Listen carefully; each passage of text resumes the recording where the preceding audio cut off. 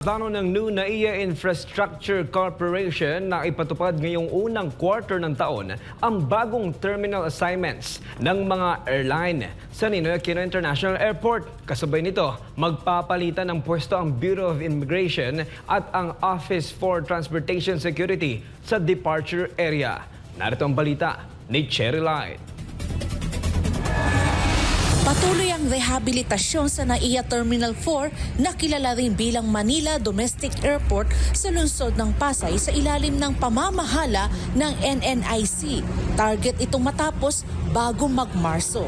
Ayon kay Manila International Airport Authority o MIAA General Manager Eric Jose Ines, ililipat sa Terminal 4 ang domestic flights ng AirAsia Philippines. Wala pang eksaktong petsa, ngunit target ito ngayong unang quarter ng taon. Naniniwala si Ines na mas magiging komportable ang mga pasahero ng AirAsia sa bagong ayos na terminal.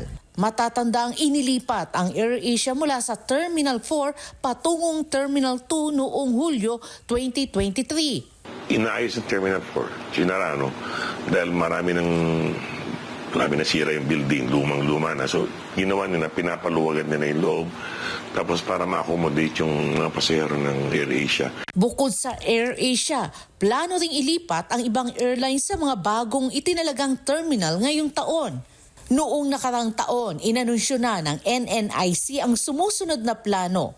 Ang NAIA Terminal 1 ay gagamitin ng Philippine Airlines para sa international flights at ang Terminal 2 ay magiging domestic terminal sa Cebu para sa Cebu Pacific, SEPGO at iba pa. Ang Terminal 3 ay para sa mga foreign airlines na kasalukuyang nasa Terminal 1. By early March, malamang lipat na yung AirAsia doon, domestic, lipat din ng Cebu Pacific na domestic sa Terminal 2, luluwag yung buong Terminal 3. So that will mean lahat ng international slowly will be transferred to Terminal 3, except Philippine Airlines.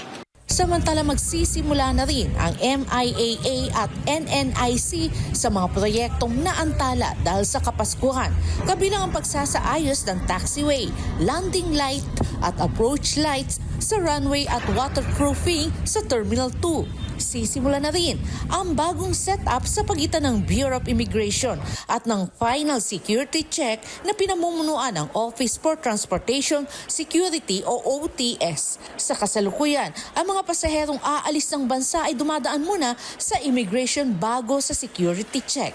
May idea niya ng NNIC para mas maganda, mauna yung final security check bago yung immigration para tuloy-tuloy na sana. Mas maganda ang flow ng pasahero. Para sa Diyos at sa Pilipinas kong mahal, Cherry Light, SMNA News.